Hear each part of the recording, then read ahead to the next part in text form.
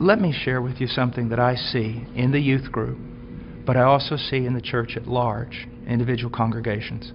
Because we have dumbed down the gospel, because we're not preaching the true gospel, and we are using carnal means to attract people. If you use carnal means to attract men, you're going to attract carnal men.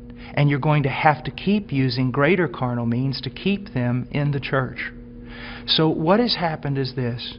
We have these large churches filled with many unconverted carnal people.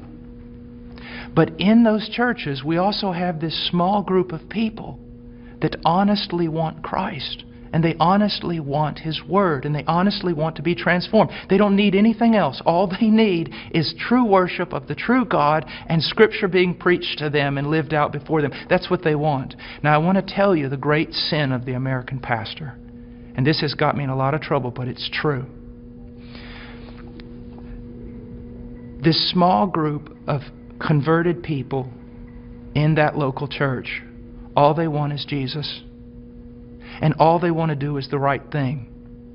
They want purity, they want truth, they want Christ. But the pastor, in order to keep this larger group of unconverted people, he caters to them. So while he is feeding these carnal men and women with carnal things, he is letting the sheep of God starve to death, and he is going to stand before God one day in judgment. Listen, brother, if my wife was going grocery shopping, and when she was going out to her car, some men assailed her, attacked her brutally, and you walked by, and you did not want to get involved because you didn't want to cause trouble, you didn't want to put yourself in harm's way, you just wanted everything to go smooth. After all that was done, I would look for those men to deal with them. But I want you to know this, I'd look for you too. Because you had a chance to stand for my wife, my bride.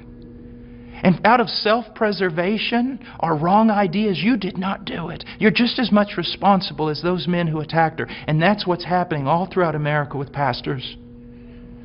It's the bride of Christ. There are sheep in all these churches, many of them, even churches that seem somewhat heretical in places. You'll usually find a group of people who truly want Christ, but the leadership is catering to the carnal and letting the bride of Christ starve to death, impoverished. And that is wrong. And there's going to be judgment for it. And the same thing is happening to the youth.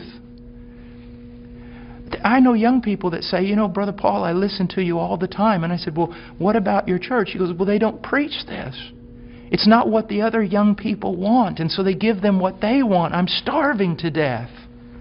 A little child of God, it would be better than a millstone be tied around your neck than you cause this little one to stumble.